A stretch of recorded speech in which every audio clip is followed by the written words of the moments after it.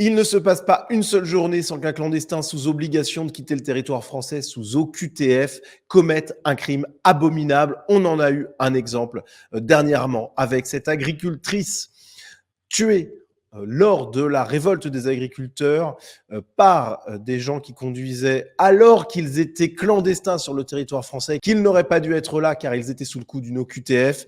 Elle a été tuée, comble de l'horreur, avec sa fille de 12 ans. On a une famille française endeuillée, dévastée, qui serait toujours là si l'État n'avait pas failli, si l'État avait bien renvoyé comme il l'aurait fallu ces gens sous OQTF. C'est inadmissible. Alors en plus, dans ce drame-là, il y a tout qui se cumule. Il y a à la fois la faillite de l'État quant aux agriculteurs, il y a à la fois la faillite de l'État quant aux OQTF, et puis on a ce comportement absolument inadmissible de gens qui ne devraient pas être là, je précise. Donc à la limite, déjà quand on est étranger dans un autre pays, bon, déjà, on fait attention à ce qu'on fait, on essaye de ne pas enfreindre la loi, etc. Alors, vous me direz, c'est peut-être parce qu'ils sont étrangers qu'ils ont enfreint la loi, puisque un barrage d'agriculteurs visant à défendre leur profession, eux, ça ne leur parle pas. Vu que ce sont des gens d'ailleurs, évidemment, cet attachement à la France que nous tous on a quand on voit des agriculteurs, eh bien eux ils en ont rien à faire et donc ils ont foncé. Alors tout ça on en a parlé dans l'émission Nouvelle Vague qui a été diffusée ce mardi soir, comme toutes les semaines en direct. On est revenu en longueur, c'est une vidéo que je vous invite à aller regarder puisque avec François Devoyer et Raphaël Emma, on a dressé un portrait des causes et des suites de cette révolte des agriculteurs. Bref, mais l'un des drames en marge de tout ça, c'est donc le décès de cette mère de famille et de cette fille. C'est abominable. Il n'y a pas d'autre mot. Combien de vies brisées de ce genre n'auraient pas dû l'être? Combien de Françaises, de Français seraient aujourd'hui à côté de leurs proches s'il n'y avait pas eu un migrant clandestin sous OQTF venu briser des vies? C'est inadmissible. Et pour finir sur ce drame qui a touché cette agricultrice et sa famille, on se rend compte que même au fin fond de l'Ariège, même dans des faits divers, même si le terme est abominable, de ce genre où normalement, on imagine que ça peut quand même tendanciellement plus être un Français autochtone qui est en cause. Eh bien non, c'est encore et toujours un migrant clandestin sous OQTF abominable. Et je vous l'ai dit à l'instant, c'est tous les jours qu'on a ça. Regardez ça. Paris, violée aux urgences. Isabelle, 34 ans, porte plainte contre l'hôpital Cochin. Le suspect identifié est un migrant jordanien sous le coup de 3 obligations de quitter le territoire français. 3. Il est passé 3 fois devant un juge qui à chaque fois lui a redonné une OQTF. Bon, connu sous 13 identités. Voilà. On est en face de gens qui n'ont strictement rien à faire sur notre territoire, dans n'importe quel pays normal, dans un pays du Maghreb, d'Afrique subsaharienne, aux États-Unis, etc. Ces gens-là auraient été expulsés avec un bon coup de pied au cul, après avoir purgé, évidemment, le cas échéant. C'est souvent, malheureusement, le cas parce que ce sont des gens qui cumulent un peu tout, après avoir purgé les peines de prison pour les différents délits, voire crimes qu'ils ont commis sur le sol français. Mais voilà, ils n'ont rien à faire ici, ils doivent dégager. Là, on a également une vie française qui est brisée, voilà, un viol abominable. Regardez un peu les circonstances du truc, hein, c'est atroce.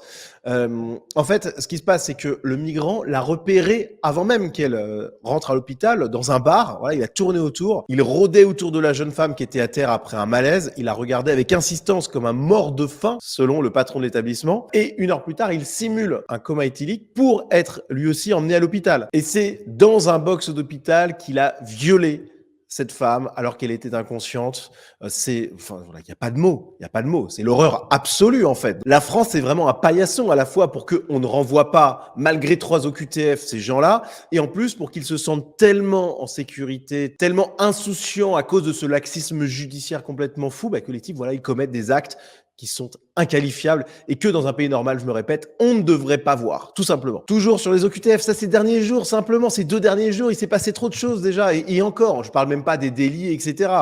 Là, on a par exemple 2 migrants clandestins algériens sous OQTF qui ont été relâchés par la justice alors qu'ils avaient été interpellés en pleine tentative de cambriolage en attendant leur procès.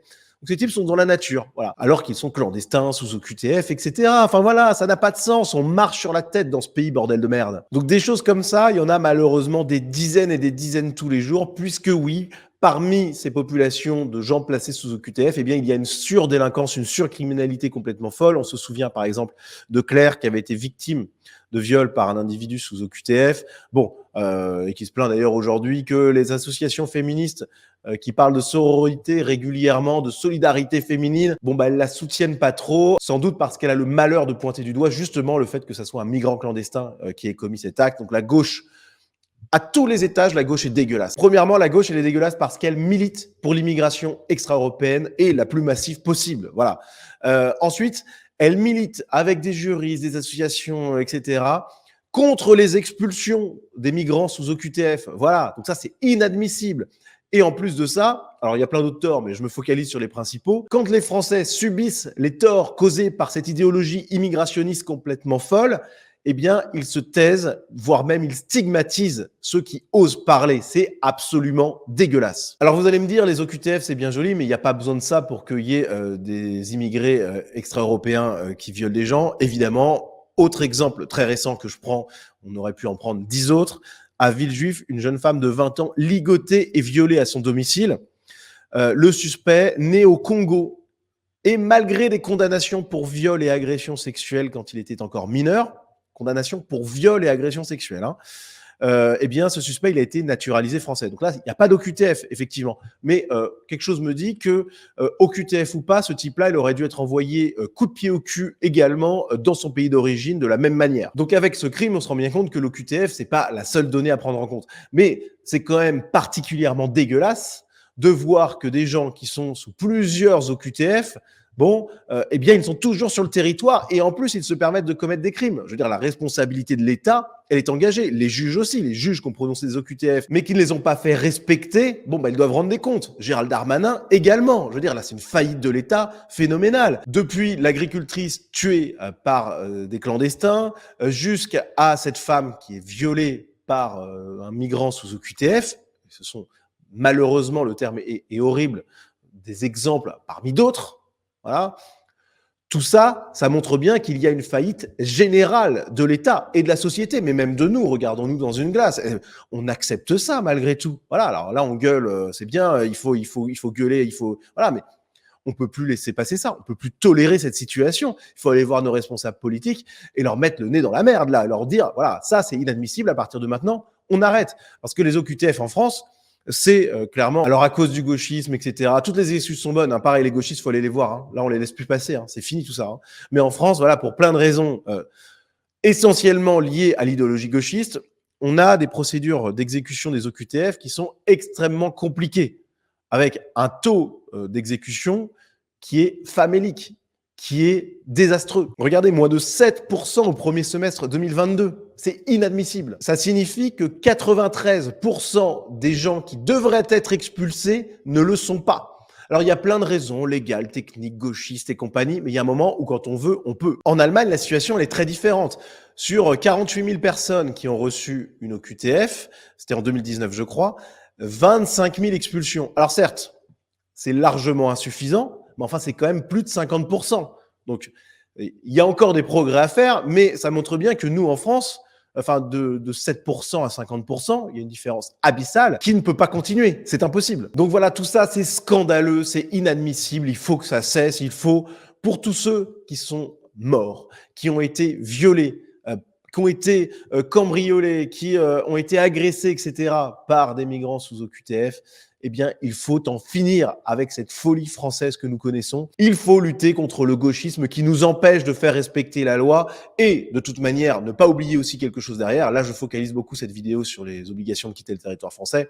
C'est qu'une petite partie du problème. On en est bien conscient, vous comme moi. Enfin, déjà, voilà, c'est inacceptable de laisser passer ça. Il faut que ça change. Et il faut que tous ceux qui sont responsables de ça, c'est-à-dire l'État, les gauchistes et les juges laxistes, tout cela, ils commencent à rendre des comptes. C'est nécessaire. Voilà, je finis cette vidéo là-dessus. J'en peux plus. Voilà, j'en peux plus ce qui se passe. J'en peux plus du gauchisme. Ça peut plus durer. Voilà, ça peut plus durer. Et l'objectif de ce que je fais, et l'objectif qui doit être le vôtre aussi, notre objectif à tous, ça doit être de détruire définitivement cette idéologie gauchiste qui nous met dans une situation apocalyptique. Voilà. Les amis, merci à vous d'avoir regardé cette vidéo jusqu'au bout. Si vous voulez soutenir mon travail de lutte contre le gauchisme, vous pouvez vous rendre sur la page Tipeee. Vous avez le lien en description de cette vidéo pour soutenir ce que je fais, soutenir mes productions et puis rejoindre la communauté Sunrise avec du contenu exclusif. Voilà les amis, à très vite.